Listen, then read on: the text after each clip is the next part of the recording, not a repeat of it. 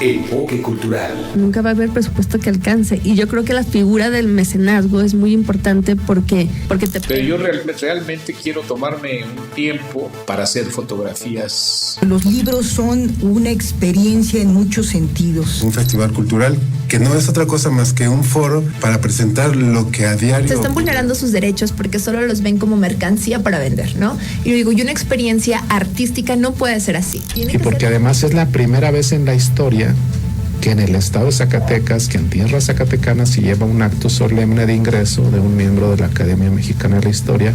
Desde mi experiencia, yo me acuerdo de niña, los talleres de iniciación artística para mí fueron un parteaguas en la decisión de estudiar artes y dedicarme al teatro. A la segunda jornada en Zacatecas de Enfoque cultural. Información, análisis y pensamiento que trasciende. Bajo la conducción de Yadira Rivera. Comenzamos.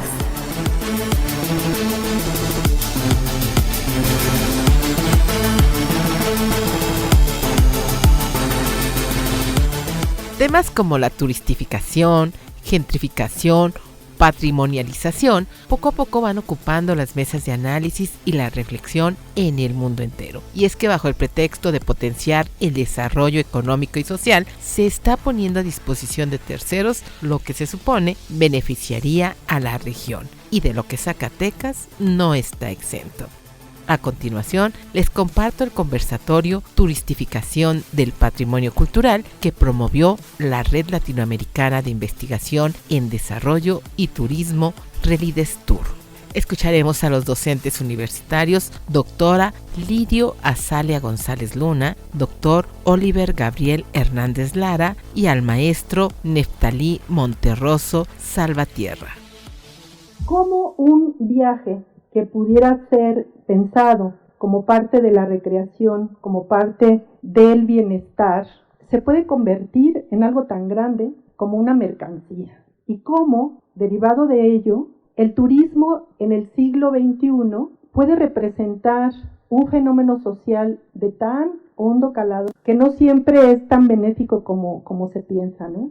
Yo sobre la mesa pondría también esta reflexión para pensar en cómo el patrimonio cultural se convierte en un atractivo turístico. Hay distintos enfoques para poder pensar esto, pero sí me permito decir que, por ejemplo, en este crecimiento exponencial que tuvo la actividad turística de 1950 a la fecha, que todos lo sabemos, el turismo no va solo, el turismo forma parte, del proceso de la gran aceleración que junto con otros fenómenos relacionados con, por ejemplo, el uso intensivo del agua, el consumo de fertilizantes, estas emisiones de dióxido de carbono, de óxido nitroso, de distintas sustancias químicas, llevaron también a pensar que el siglo XX nos hereda la crisis ambiental. Entonces, dicho lo cual, este uso del, mercantil del patrimonio cultural conlleva también una responsabilidad, es decir, no solamente es el viaje para poder hacer recreación y tener un contacto con la naturaleza y tener un contacto con la cultura local, sino conlleva que también a través de esa mercantilización que se hace del fenómeno del turismo, esto tiene grandes alcances.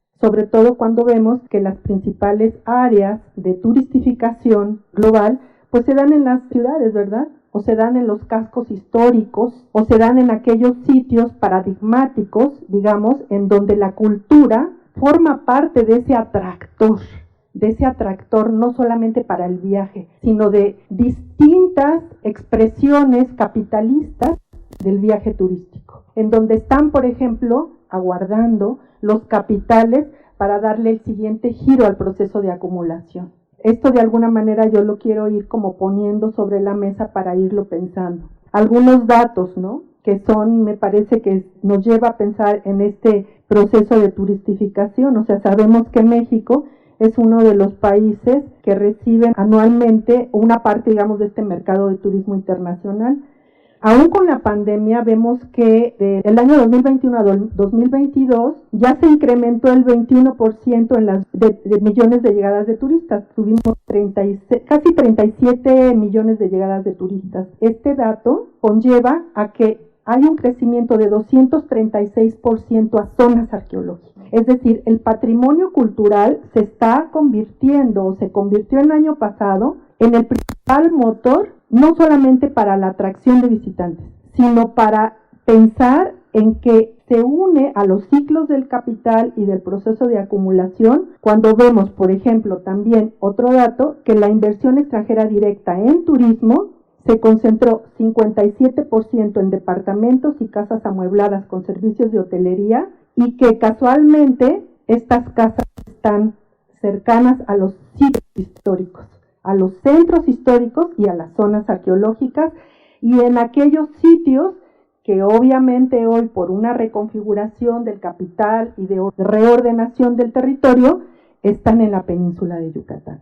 Respondiendo a esa pregunta y a partir de lo que acaba de comentar la colega Lirio, esto me lleva a retomar la reflexión que hace el colega antropólogo Javier Hernández Ramírez de la Universidad de Sevilla. Él tiene un texto en el que habla sobre la producción de singularidades, y tiene que ver con la singularidad de ese bien cultural o de ese bien natural que se transforma, que se resignifica bajo la categoría de patrimonio. Esta producción de singularidades a partir de la atribución de nuevos significados o nuevas formas de valorar ese bien. Y esto se relaciona también con, a partir, por ejemplo, del patrimonio arqueológico. Un ejemplo comparativo que yo le pongo a los alumnos de la carrera de antropología en la Facultad de Ciencias Políticas y Sociales de la UNAM es comparar, por ejemplo, el monumento a Ejecatl que está en la estación del Metro Pino Suárez con Teotihuacán o con Chichén Itzá.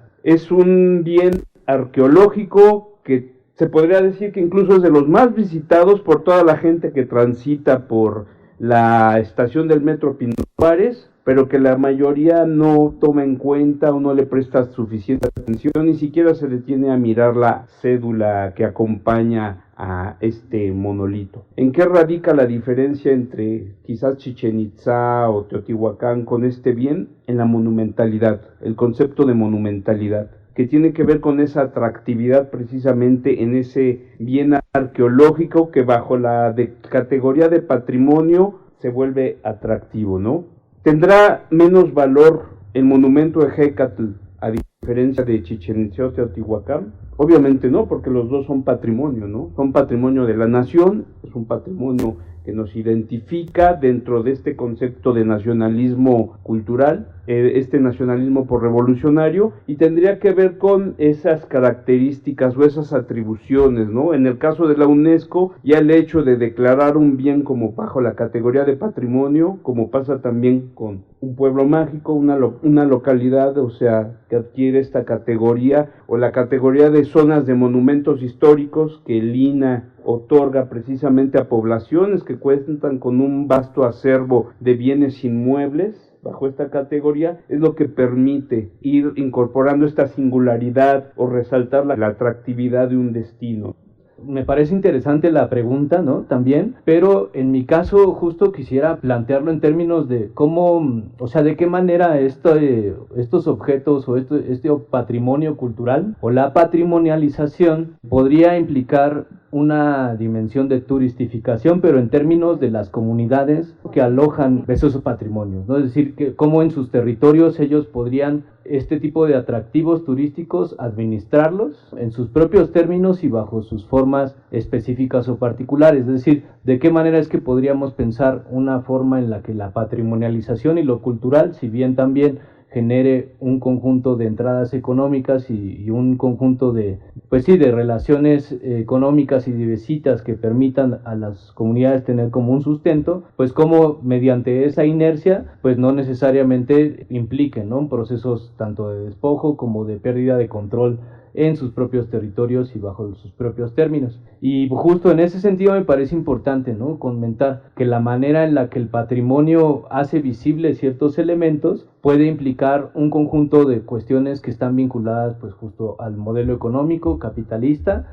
y que el turismo es un eje que implica una forma de actividad económica dentro del territorio. Si la turistificación implica, por ejemplo, descampesinización, puede implicar todo un proceso de desarraigo de un conjunto de tradiciones culturales. Sin embargo, no necesariamente tiene por qué conllevar una transformación de sus actividades económicas, es decir, la turistificación bien podría detonar, recuperar tradiciones y formas culturales, no solo como ancestrales, sino de un pasado incluso como reciente, agrario, por ejemplo, y que permita restablecer otras formas territoriales, ya con motivo tal vez o como punta de lanza, otro tipo de actividad muy distinta, pero en función más bien de otras formas en las cuales el territorio puede ser repensado en función de rescatar formas ecológicas, formas de producción agraria vinculada pues a ciertas tradiciones, en ir posicionando y visibilizando todas estas dimensiones, ¿no? Entonces justo una de las cuestiones que me parece importante también reflexionar en ese sentido es cómo podemos, de mano, ¿no?, de esta patrimonialización, de esta dinámica que se está brindando, se está generando, pues detener, ¿no?, frenar ciertos procesos que reafirman una forma recolonizadora de los territorios también, ¿no? Y bueno, en ese sentido creo que es también otra dimensión de la pregunta que nos podría permitir también generar otras formas de vínculo con estos territorios. Por ejemplo, justo el ejemplo que se ha puesto me parece maravilloso porque es algo con lo que convivimos todos los días, ¿no? En todo el tiempo en nuestro transitar, es parte de nuestros imaginarios. En algunos casos sí se le da tal vez como ese significado que tiene el monumento de Hécatl o el monumento del Zapata, por ejemplo, en la entrada de Toluca, por ejemplo, ahí en la zona industrial de Lerma, ¿no? Y en el fondo está pues una agroindustria como Bayer o como DuPont. Entonces uno puede mirar cómo el pasado convive con este presente, y en ese presente pues cómo se pueden reavivar, ¿no?, reactivar este tipo de monumentos, este tipo de tradiciones culturales, pues que no solamente están en vitrinas o que no solamente son monumentos, sino que pueden convertirse en la reafirmación de prácticas que nos permitan avisorar un futuro o un presente distinto. La turistificación de un bien natural o cultural no depende del bien en sí, sino depende de la intencionalidad de la turistificación. Y en ese sentido, si lo que se busca es generar acumulación, convertir un bien en producto para la acumulación, entonces los requisitos tienen que ver con la puesta en valor del patrimonio cultural y con su posterior comercialización. Si por el contrario lo que se quiere es dar a conocer, enaltecer el pasado cultural de una sociedad, de un grupo social, los requisitos para turistificar ese bien tienen que centrarse en la singularidad del bien cultural que se comparte. Desde mi punto de vista, entonces, yo aceptaría como adecuados los planteamientos que nos hizo el doctor Federico, solamente cuando la intencionalidad de la turistificación es enaltecer la cultura, presentar la cultura, pero cuando la finalidad es centrarse en la acumulación capitalista, en generar una nueva forma de acumulación, entonces me parece que los requisitos son, en lo que se piensa es en la puesta en valor y en la posterior comercialización del bien. Primero, bueno, hemos estado hablando en la mesa sobre el proceso de turistificación y quizá quien nos escuche no esté como tan, digamos, tan acostumbrado al término, ¿verdad? Quizá en estos espacios académicos de los que estamos, en la parte crítica del turismo, bueno, ya es como recurrente el término, ¿no? Podrían pensar, bueno, ¿qué es esto de turistificación? Estamos viviendo este periodo histórico de un mundo altamente turistificado, en donde precisamente el turismo, como un eje de acumulación, está guiando de alguna manera esta penetración del capital en espacios que otrora no habían sido, digamos, subsumidos a la lógica del sistema capitalista, ¿no? O sea, pensando en el capital no solamente como el dinero o la riqueza, pensando que el capital es un sistema de explotación, ¿verdad? Tanto del hombre, del trabajo del hombre, como el de la naturaleza. Entonces, sí me parece como detenernos ahí. Y yo añadiría a esta reflexión que hacen los investigadores, lo que pienso es de que sí se está generando como esa noción del valor, del ocio que se mercantiliza y que todas las necesidades humanas del viaje se subsumen. Es decir, la alimentación se subsume hacia la industria restaurantera. La necesidad de alojarse o de quedarse en un lugar para guarecerse de lo que sea, se subsume a través de toda esta variedad. Como esta parte, digamos, de los derechos a la cultura, el derecho a conocer mis raíces, de situarme en una parte, digamos, de un grupo humano porque tenemos una identidad, o sea, cómo todo eso se envuelve hacia esta parte mercantil. Es cierto, ¿no? O sea, si esta patrimonialización es como funcional al capital, pues alejémonos de ella. Pero si esta patrimonialización está sirviendo para fortalecer identidades, territorialidades, colectividades, sin embargo, las políticas globales de patrimonialización, nosotros las sabemos, cómo vienen desde las Naciones Unidas de la mano con organismos internacionales, Banco Mundial, Fondo Monetario Internacional, se crean programas de cultura aparentemente benéficas para las comunidades y realmente no lo son, ¿no? Pues la turistificación no empieza ahora en este siglo XXI, sino empieza para poder atraer ahora toda una rama de industrias culturales que permean otro tipo de identidades. Dándole continuidad a lo que acaba de comentar la doctora Lirio, justo habría que remitirnos como a los orígenes del concepto de turistificación. Desde esta perspectiva actual, contemporánea, pero que dicho concepto emana precisamente de la obra de Marie-Françoise L'Enfant con su sociología del ocio, ¿no? Este concepto que en la masificación del turismo después de la Segunda Guerra Mundial tenía que ver con la transformación de los lugares tradicionales en nuevos destinos, ¿no? Para el turismo de masas. Y en el caso de México es muy interesante ver este proceso justo como un continuum histórico, porque la turistificación del patrimonio cultural de nuestro país ocurre desde entre los siglos XVII y XVIII, ¿no? Y de manera más específica, ya en términos de la administración o el monopolio por parte del Estado del control del patrimonio nacional, tiene que ver con las exploraciones arqueológicas de Manuel Gamio y de Leopoldo Batres, sobre todo durante el Porfiriato. Hemos sido los antropólogos y los arqueólogos los que hemos contribuido también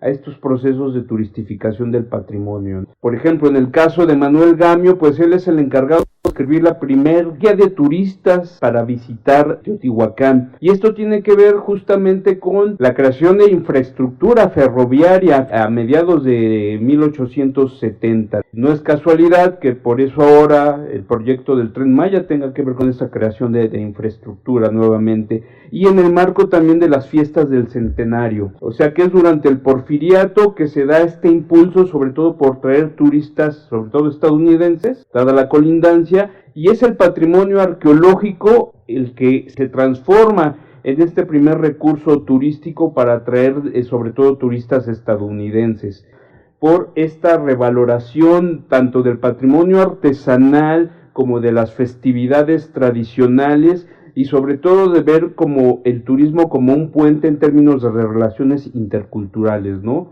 Y en este marco también de relaciones diplomáticas entre países. Entonces, para nuestro país, considerando las 194 zonas arqueológicas que están abiertas al público en la actualidad, Si lo vemos en términos de infraestructura cultural, más de 1.200 museos, y esto si lo vemos también en términos de gestión del patrimonio o de gestión cultural o en el marco de las políticas públicas, las políticas culturales y las políticas turísticas, pues bueno, estos museos, galerías, el número de pueblos mágicos que aumentó ahora en esta nueva administración, pues nos dan cuenta de la importancia que el patrimonio tiene para el mercado del turismo nacional, pero internacional también, ¿no? Y que no es casualidad que por eso México se mantenga dentro del ranking de la OMT, dentro de los primeros destinos a nivel mundial. Entonces, habría que ver este proceso, en el caso de México, como un continuum histórico. La coyuntura actual me lleva a hablar de neoliberalismo. Y las políticas neoliberales podrían ser pensadas genéricamente como la mercantilización de relaciones sociales previamente estatalizadas. Pretende convertirnos en turistas de nuestros propios territorios. Esta afirmación la hago sobre todo pensando en esa dimensión del consumo. Ejemplos como parquímetros, además terciarizados, que ni siquiera van al erario público, espacios en los cuales tú, para poder transitar o poder simplemente dejar tu auto ahí, a las industrias o a los centros comerciales a veces solamente les bastaba con que fueses a consumir ahí, pero ahora además ese espacio está mercantilizado, mercantificado. Ese es un proceso general que obviamente, pues bueno, el turismo es un eje dentro de los distintos ejes que podríamos mencionar. En muchos casos se dice o se menciona que por su bajo impacto es deseable que sea este el eje. Sin embargo, si nosotros pensamos solamente en la actividad turística abstraída del conjunto de actividades o infraestructuras que le son necesarias, por ejemplo el Tren Maya o un aeropuerto en Cancún, que es principales destinos de vuelos internacionales y de embarques, pues ya vemos un conjunto de transformaciones que no solamente en la explotación económica y valor de cambio, sino en términos ecológicos trae un montón o un conjunto de consecuencias adversas, ¿no?, al territorio natural o específico, ¿no?, y originario. Ese es un tema importante, o sea, así justo como la actual coyuntura, ¿no?, nos lleva a hablar de una forma específica del turismo que en efecto justo se empieza a desarrollar en la posguerra, ya en los años 50, 60, ¿no? E incluso en ciertas ciudades del norte global, por ejemplo, pero ya después o en la actualidad se está desarrollando y desplegando en un conjunto de destinos que implican otro tipo de procesos. Por ejemplo, mencionaba hace un momento descampesinización, en este caso, y además me parece interesante, me parece importante justo mencionar porque el conjunto de medidas a partir de las cuales se impulsa el turismo, en algunos casos no necesariamente implica despojo, ¿no?, es decir, un cambio de arrendamiento, pero implica una especie de neocolonización a partir de la cual se busca que las personas con cierto tipo de tradiciones territoriales y culturales se adapten a una mentalidad o a una forma empresarial, a una lógica, digamos, distinta de mirar su propio territorio y su cultura. Si bien turismo hay en México desde el siglo XIX, no es sino hasta 1929, en el gobierno de Plutarco Elías Calles, que se establece como política gubernamental, como una acción deliberada del gobierno. Y a partir de allí, hasta el día de hoy, fundamentalmente el turismo se impulsa en términos de política económica. Es la transformación del bien cultural en atractivo turístico. Cuando ya es atractivo turístico y precisamente lo hemos transformado, o lo ha transformado más bien el empresario y el gobierno, precisamente para extraerle ese valor. Pero en la medida que estamos impulsando o se está impulsando el turismo como política económica, en esa medida estamos hablando de poner en valor y extraer el valor. ¿Por qué? Porque se están poniendo los pueblos mágicos a la medida y a la necesidad, a los intereses de los empresarios que en esos pueblos mágicos se van a desarrollar. De manera entonces pues que estamos hablando de que en México las condiciones en las que se está llevando a cabo la turistificación son condiciones capitalistas de poner en valor los bienes culturales. Más bien miremos la realidad, es decir, escudriñemos en esta memoria del pasado, pero también del pasado reciente y del ahora. ¿Qué está pasando en algunas comunidades del país, en algunos ejidos? ¿Qué ha sucedido con esta parte de patrimonio y la turistificación cuando pasa en medio la cultura como parte precisamente del decir sí o no? El caso que para mí es interesante porque vengo de Puebla, también vivo en Puebla, en la Sierra Nororiental de Puebla, hace algunos años, una universidad, el nombre, pero una universidad quiso poner algunos hoteles escuela, precisamente con este discurso de la sustentabilidad y que iba a darle trabajo a las personas. Pues entonces ofreció hacer estos negocios. Sí, pero fíjense que estos hoteles escuela iban a estar asentados cercanos a los manantiales, pues con esta visión que siempre predomina, digamos, unilateral, economicista del negocio del turismo, pues nunca se puso a pensar que el agua de los manantiales pues era para la reproducción económica y social y ambiental de los hogares, ¿verdad? En donde hay una producción del café, en donde hay también todo un proceso interesantísimo de resistencia y de organización de los pueblos nahuas y del pueblo Tutunacú, con quienes tuve en algún momento el honor de participar en ciertos diálogos con esta parte del turismo. Y fue muy interesante cómo forzó a las comunidades a participar en el desarrollo del turismo, es decir, en incluso nombrarlo. Porque fue muy interesante que entre este proceso de resistencia hubo que hacer un foro de turismo para poder primero ponerse de acuerdo qué formas de turismo y en dónde se tenía que hacer y cómo se tenía que organizar. ¿Qué nombre le iban a poner? Bueno, se pusieron de acuerdo y le dijeron turismo con identidad. Y después sacaron un manifiesto que, bueno, lo pueden ver ustedes, el manifiesto Xochitlán, ¿verdad? Por el lugar en donde fue proclamado. Precisamente para colocarse como actores y sujetos políticos de transformación. Si la turistificación no hubiera llegado ahí, que no hubiera decantado en todos estos, digamos, realidades, claroscuros, etcétera, que de alguna manera echaron a andar este proceso de resistencia, pero también procesos de organización. Entrarle o no con la cultura a la turistificación para resistir, para precisamente prevalecer en los espacios o no, ¿verdad? Porque nos hemos ido mucho de la parte de las zonas arqueológicas, de los pueblos mágicos, pero ahí está también los alimentos, ahí está la comida.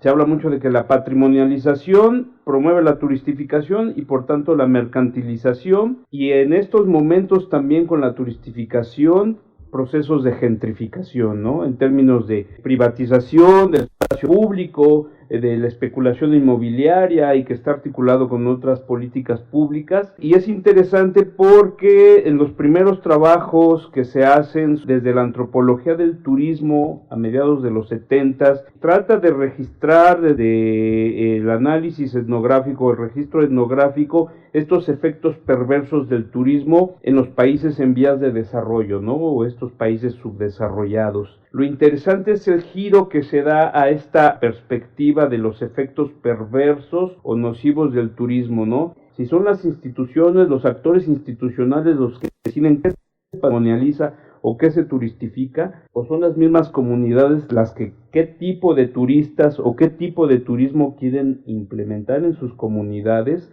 precisamente saber qué se puede, dentro de esta selección o producción de singularidades o de esos elementos que se seleccionan para considerarlos como patrimonios o recursos turísticos, que sean los mismos actores comunitarios los que decidan, ¿es bueno o no patrimonializar o turistificar? Porque nuevamente el ejemplo de los pueblos mágicos, lo que ha traído la turistificación de estas localidades ha sido procesos de gentrificación, ¿no?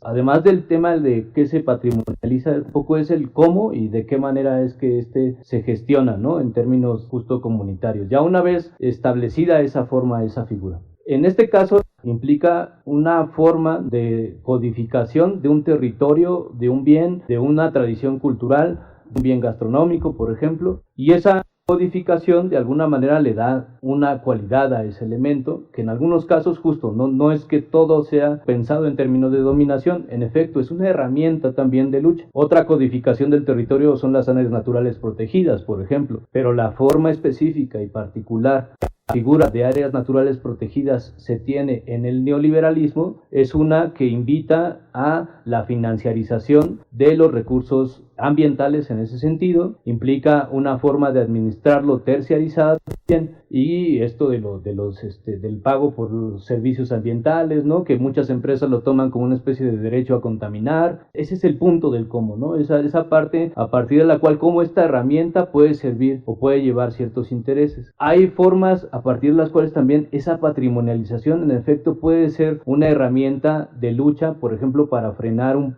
proyecto y decir aquí, no, espérate, nosotros aquí tenemos patrimonio, ¿no? No la puedes derrumbar, ¿no? Y entonces es una herramienta que en efecto se puede utilizar ya con otro tipo de argumentos, pero justo esa lógica de lo jurídico, cómo eso jurídico puede abonar a ciertos intereses, o si la turistificación implica descampesinización, ¿no? Entonces estamos haciéndola no en nuestros términos comunitarios, sino en los términos la que nos dice la ONU, la UNESCO y todas estas instancias, ¿no? Que reproducen ciertos imaginarios y pues nos convertimos en reproductores tanto en cómo lo decimos como en cómo lo desplegamos. ¿Cuál es el problema, ¿no? De que la patrimonialización se dé en estos términos? Pues que los espacios se reproducen a imagen y semejanza del visitante, y eso implica estética, medio ambiente, por ejemplo. A mí me molesta que el agua me la den en vasos de cristal, yo la quiero en botellas, y eso implica producir más PET, y esos son criterios para certificar a los hoteles, y esos son criterios que tienen que ver con dónde está el territorio patrimonializado. En términos de seguridad, para que haya seguridad, entonces ponemos vallas en esta playa, ¿no? Y es una playa privada. Entonces este tipo de relaciones en efecto son completamente no deseables, ¿no? Y si la patrimonialización se da en esos términos, pues implica una inercia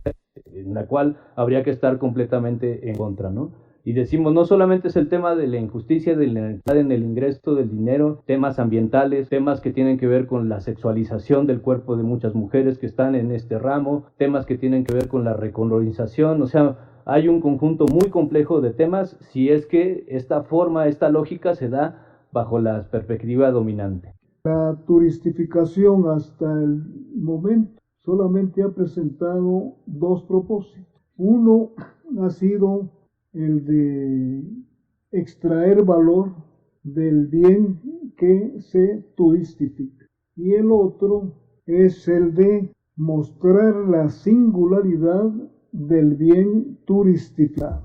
De manera que en ese sentido yo diría que no es deseable la turistificación si la prioridad es extraer valor, pero sí es deseable si la finalidad es mostrar la singularidad del bien, porque a partir de esa singularidad podemos mostrar la singularidad cultural de la sociedad o las singularidades culturales que tenga la sociedad. En el caso de México, yo diría que como el turismo se ha manejado regularmente o mayoritariamente como una política de desarrollo económico, valga decir, de crecimiento económico, entonces la prioridad ha sido la extracción de valor. Entonces, en ese sentido, yo creo que se han puesto en riesgo los bienes culturales. Y desde ahí, a mí me parece muy saludable, muy loable y muy correcta la actitud de la gran mayoría de arqueólogos y de antropólogos en el sentido de rechazar el turismo, porque lo han visto, desde mi punto de vista, lo han visto como un medio de extraer valor que pone en riesgo los bienes culturales. Y ha pasado muchísimo, sobre todo estos bienes a donde se ha llevado ese turismo en donde se llevan aparatos electrónicos de música y entra todo y aquel bien, en lugar de mostrarse, sirve para otro tipo de situaciones. Si miramos también las políticas que ahora se llaman de turismo social, también ha sido la misma finalidad de extraer valor.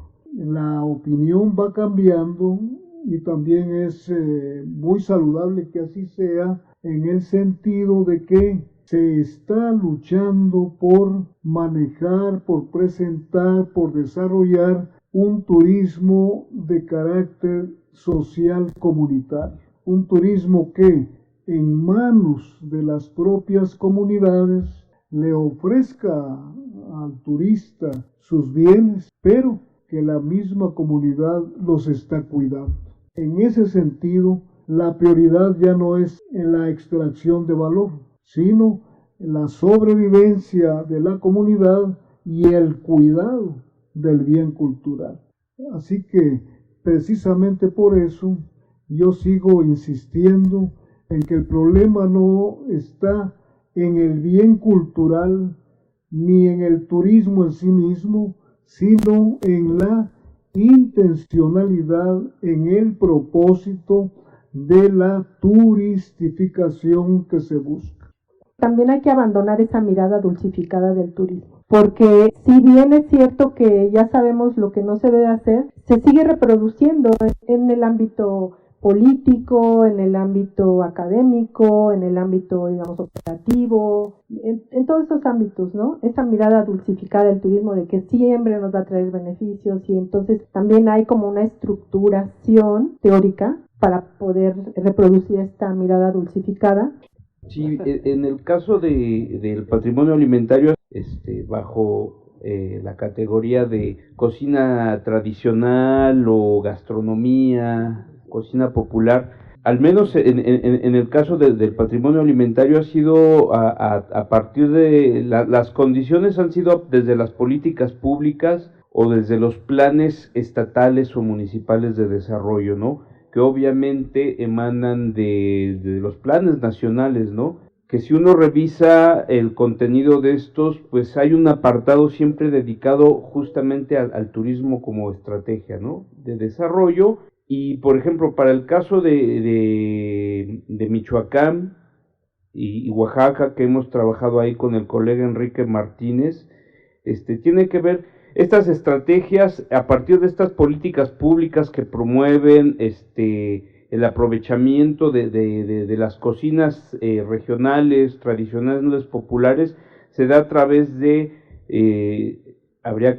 faltó mencionarlo, ¿no? También de procesos así como de museificación, de turistificación, pues los procesos de festivalización, ¿no? Festivales, eventos, grandes eventos culturales, eventos masivos, ¿no?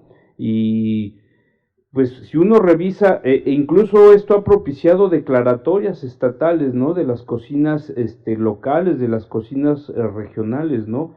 Que a partir de la declaratoria de UNESCO, pues las propias entidades del país se han dado a la tarea de patrimonializar sus cocinas regionales para justamente después diversificar la oferta o los productos turísticos, que si la feria del atole y del pan, que la feria del cacao o del chocolate, la feria del mole, la feria del mezcal. Entonces la diversificación de la oferta tiene que ver con estas estrategias, ¿no? Estas estrategias de la puesta en valor del patrimonio alimentario, y es básicamente, incluso también a través de los talleres experienciales, ¿no? De los talleres con cocineras tradicionales, que eso es lo interesante, porque las señoras, esas mujeres que obtienen este reconocimiento no se veían o no se reconocían bajo el concepto o la categoría de cocineras tradicionales, ¿no? Llega la declaratoria, llega el Conservatorio de la Cultura Gastronómica, que es la que les dice, ustedes son cocineras, entonces pues ahora tienen otro estatus, ¿no? Incluso otro estatus dentro de la comunidad, como el ser volador dentro de la ceremonia ritual, pues es una categoría de prestigio también, ¿no? Y eso pues incentiva quizás que otros más miembros de las comunidades quieran ser parte de estos procesos, y es nuevamente cómo las instituciones, a través de ciertas instancias o ciertas políticas, promueven una serie de estrategias, ¿no? Para que justamente se turistifique o se patrimonialicen ciertos recursos.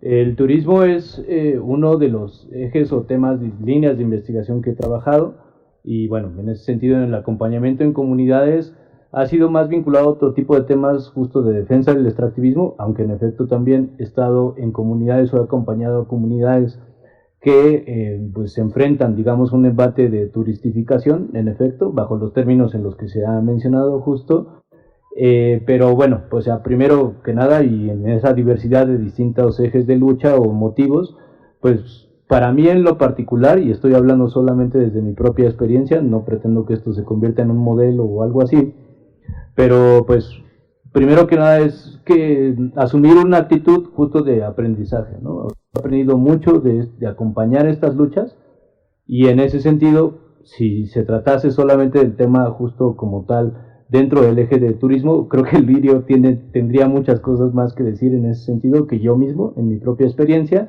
Y bueno, pues otro tema, pues justo, ¿no? Yo creo que en ese acercarse, uno también implica, si bien lo hace desde una formación profesional específica, pues también lo hace como una persona pues que es parte de esta sociedad y con otro tipo de elementos en ese sentido, de clase, de género, de etcétera. Y bueno, eso, la politización que uno tenga y que uno reivindique, pues se plasma, ¿no? En el tejer y en el ser parte de, ¿no? El construir un nosotros con esas comunidades. Estoy pensando en cómo suavizar el discurso, pero no encuentro cómo, porque si suavizar es comenzar a ocultar uno algunas cosas, dejar de mencionar otras, pues como que uno dejaría de ser lo que es, ¿verdad? Entonces creo que un discurso no es criticar por criticar, es decir, la visión crítica no piensa en eso. La visión crítica es una visión sobre el sistema, sobre la realidad, no sobre, vamos a decir, sobre el tipo de gobierno que tenemos o sobre el tipo de educación que damos, sino sobre la forma en la que se ha conducido el desarrollo de nuestras sociedades, de nuestro sistema educativo. Es criticar la tendencia, es hacer ver que vamos por un camino equivocado, es hacer ver que necesitamos corregir, y lamentablemente cuando necesitamos corregir las cosas se ponen serias, ¿verdad? Porque a la mayoría no le gusta que uno le diga que hay que corregir. Yo pienso que un discurso crítico sobre el turismo debe ser claro, debe ser verdadero, no debe de ocultar cosas. Por ejemplo, durante mucho tiempo, los que estudiamos turismo, ¿verdad?, sea porque es nuestra formación como el caso de ustedes, o porque le llegamos a estudiarlo más tardecito como es el caso mío, yo me daba cuenta que cuando oían a los antropólogos, a los arqueólogos criticar el turismo, ¿verdad?, pues se enojaban, se molestaban, y era muy razonable la actitud de los antropólogos y de los arqueólogos, ¿verdad?, muy razonable. Si el turismo no está sirviendo al desarrollo de la sociedad, sino que está sirviéndole a unos pocos para poder extraer valor y enriquecerse, tener más capital cada vez, pues mucha razón tenían de estarlo haciendo. Si ahora se dan cuenta que hay otras posibilidades en el turismo y lo reconocen, pues también es loable reconocerlo. Entonces, creo que nosotros debemos pensar que, primero, que es necesario cambiar, y si no cambiar, por lo menos agregarle a la orientación que tienen los estudios turísticos, agregarle los estudios críticos sobre el turismo. Tener esa otra mirada, como decía aquí la doctora Lirio. Es necesario poner esa otra mirada. Y en términos de espacios universitarios, en tanto sea realidad también la mirada que hay, pues discutirlas. Son nuestras realidades, discutámoslas. Si me pongo a discutir y lo primero que logro es enojo, ¿será culpa de mi discurso o será que del otro lado lo que tengo presente son jarritos de Metepec? Entonces, creo que un discurso o una teoría académica no tiene por qué buscar recovecos. Lo que se tiene que hacer es expresarla de la manera más clara posible. Y creo que poco a poco, si se va comprendiendo, se va a dar cuenta que la intención no fue ni ofender ni molestar, sino más bien el que todos vayamos teniendo más claridad de lo que nuestras sociedades necesitan. Si estamos pensando realmente que nuestra sociedad tiene que cambiar de rumbo, pues actuemos en el sentido de cambiar de rumbo. No tapemos eso, ¿verdad? No busquemos la manera ni de ofender ni de no ofender. Tratemos la manera de ser claros y punto. Bueno, mi pregunta es para cualquiera de los panelistas. Después de 20 años de reflexión en la red para abordar al turismo, ¿sí? ¿Cuál ha sido esos resultados en función al conocimiento crítico que se ha venido dando en las diferentes universidades que integran esta red? Y cómo también algunos invitados a los congresos mesoamericanos, que después se extendió hasta Sudamérica, han ido fortaleciendo a los conocimientos críticos. Esa es mi pregunta. Bueno, hay una mirada desde la antropología de Agustín Santana, en el cual habla del proceso de turistificación, ¿no? Que desde la antropología se ve mucho con el proceso de como hacerlo tipo Disney y pasarlo al sector privado, ¿no? Entonces, en ese sentido, vinculándolo, por ejemplo, con los medios de comunicación y las actitudes que hay hacia el turismo o hacia los medios, hay dos vertientes, ¿no? Los estudios de la teoría crítica, que podemos ubicar con las industrias culturales, como con toda esta idea de Adorno, esta idea de que viene el discurso y directamente hay los receptores lo reciben tal cual. Y vamos a poner otra mirada que estaría enfocada a la recepción o a la gente nativa del lugar, ¿no? Que no necesariamente la gente que está vinculada con el espacio tiene una continuidad, ¿no? Pero sí en un momento quiere tener un beneficio propio. Entonces tenemos como los dos extremos, ¿no? Una teoría crítica y una teoría abierta, dándole en un momento como un ente activo a los otros actores, ¿no? Y esto se tiene que ver mucho, por ejemplo, con el enfoque hacia cómo lo estás utilizando. Si vas a los instrumentos y haces y ubicas el turismo vinculado, por ejemplo, al consumo, automáticamente tú vas a hablar de acumulación, vas a hablar de capital y vamos a hablar de una teoría enfocada nuevamente al instrumento y no a la recepción, nuevamente dentro de lo crítico, y dejamos abierto como es. Entonces hay autores, por ejemplo, que se han ido enfocando que este es el caso de la intencionalidad. Vamos a las mediaciones, que es este lugar donde interactúa la producción con la recepción, ¿no? O sea, donde toda esta política macro se ve reflejada con este interés de las comunidades, ¿no? O de los diferentes actores, ya sea que estén vinculados con el bien o no. Porque vamos a ser sinceros, hay un problema que muchos hablan en este caso le llaman monumento señal, Regis Debray, que es este exceso de patrimonialización, en el cual todos quieren convertirlo en patrimonio para tener este interés o esta valoración. Más allá de que existe una sola valoración, desde la complejidad es una dinámica de valoraciones. Entonces tenemos que ver la del actor de ahí, ¿no? Pero ahí va una valoración económica, una política, una histórica, ¿no? Una científica, desde el caso de la arqueología en mi caso, ¿no? Pero eso no nos pone por encima de los demás actores, ni viceversa, creo yo. A la persona que vive ahí, que está, lo pone por encima de los demás, ¿no? Es una retroalimentación, es una interacción que nos permite hacer tanto una crítica, pero también una propuesta.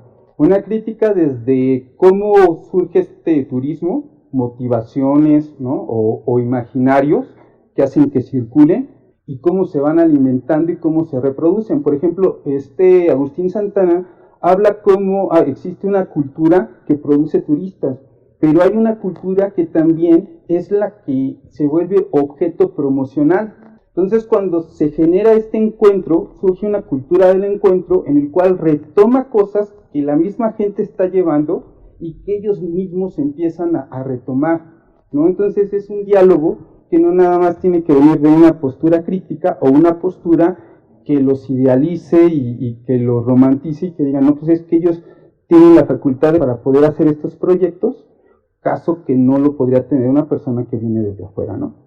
A partir de esta propuesta de Agustín Santana, ahí sería entonces también y retomar lo que plantea, digo, y siempre también es el ejemplo que yo reitero, ¿no? En cualquier espacio de reflexión como este. Retomar la propuesta de Guillermo Bonfil Batalla, ¿no? De la teoría del control cultural, que finalmente cuando él habla de cultura autónoma, cultura enajenada, cultura apropiada, es precisamente en el caso de la apropiación, él pone de ejemplo cómo las mismas comunidades pueden precisamente apropiarse del turismo y entonces decir, para generar estos encuentros o este contacto intercultural, pues bueno, ¿no? La actividad, se apropian de la actividad turística para los fines de desarrollo de iniciativas, de emprendimientos comunitarios, en donde, bueno, a veces también se generan las fricciones al interior de la comunidad porque pues son solo unos cuantos, ¿no? Cuando hay recursos financieros de por medio en estos programas públicos como los que mencionaba la doctora Osorio hace rato, vienen los conflictos al interior de las comunidades porque se sabe que va a haber dinero y entonces los que no participan del proyecto pero que empiezan a ver que hay beneficios dicen, están utilizando recursos colectivos que son de toda la comunidad y que están beneficiando unos cuantos y que por lo tanto habría que pues tienen que repartir esas ganancias, ¿no? Y ahí es donde la pertinencia de retomar esta reflexión, creo que incluso Agustín Santana retoma precisamente la propuesta de Bonfil para hablar de estos dos tipos de la cultura que se genera esta cultura que se genera desde la parte turística, pero también desde la que es apropiada o mercantilizada o puesta en valor desde las propias comunidades, ¿no? Y justamente ahora que se habla mucho de los procesos de apropiación de la industria de la moda, por eso habría que a veces hasta distinguir si hablamos de cultura apropiada o de cultura enajenada, que tendría que ver más con este proceso de fetichización, ¿no? En términos de fetichización de la mercancía o de esta enajenación desde el enfoque de la economía, ¿no? O de la economía política. Sabemos que el proceso de acumulación está eslabonado con otros procesos, ¿no? Entonces, sabemos que viene algo más con la gentrificación, es decir, hay un nuevo salto del proceso de acumulación, quizá, en donde estamos viendo quizá primero, en una primera etapa, estoy haciendo supuestos solamente, ¿no? En donde las unidades individuales, que son mayormente hogares donde la gente se sale de los centros históricos y deja sus casas para poder rentarlas, está generando ahí una renta, pero sabemos que los grandes capitales van a absorber a los pequeños capitales, o sea, esa es una regla económica. Entonces, ahí tendríamos que pensar qué estaría pasando en la siguiente etapa, dándole giro a la tuerca del proceso de acumulación, qué pasaría con estos grandes lugares gentrificados. Es decir, no solamente hay un vaciamiento social, sino también va a haber un proceso de recrudecimiento por el objetivo que va a ser la ganancia, no solamente para sacar a la gente de ahí, sino para generar grandes proyectos inmobiliarios, que es lo que está pasando, por ejemplo, en la península de Yucatán, en donde el poder estatal, el poder corporativo de a nivel local, a veces los municipios, etcétera, se están coludiendo con los desarrollos inmobiliarios y están generando toda una estructura mayor ulterior, precisamente para no solamente como ya están sentadas las bases de la gentrificación y entonces continuar con otro nivel más crudo de la acumulación y del proceso del capitalismo, ¿no? Siendo un poco, digamos, pesimista, ¿no? Me parece que eso podríamos decir. Continuando con esta misma pregunta de cómo se pueden cambiar los lugares que ya están turistificados. Bueno, yo comparto lo que acaba de señalar la doctora Lirio. Nada más agregaría que la turistificación que ya se ha dado no ha sido una acción motivada de manera individual, ha sido una acción política dirigida desde el Estado. No se ha turistificado todos los espacios de sol y playa por voluntad propia de los empresarios, sino eso ha sido porque la política gubernamental ha sido favorable a esos empresarios. No se están turistificando también los lugares de interior, de montaña, por voluntad propia de los empresarios que hay en esos lugares, sino también están contando con la voluntad, con la decisión política de los gobiernos. De manera que una acción política para cambiarse requiere de otra acción política. No podemos cambiar todo eso en términos voluntarios, ¿verdad? De que a alguien se le ocurra.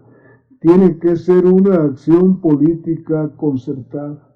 Tenemos que luchar también no nada más por generar estas cosas a nivel de las comunidades, a nivel de la educación turística, sino también tenemos que pensar en que hay que actuar a nivel político. No es suficiente que como academia, cuando decimos que pensamos en cambiar la realidad, que no pensemos en actuar en términos políticos también, ¿verdad?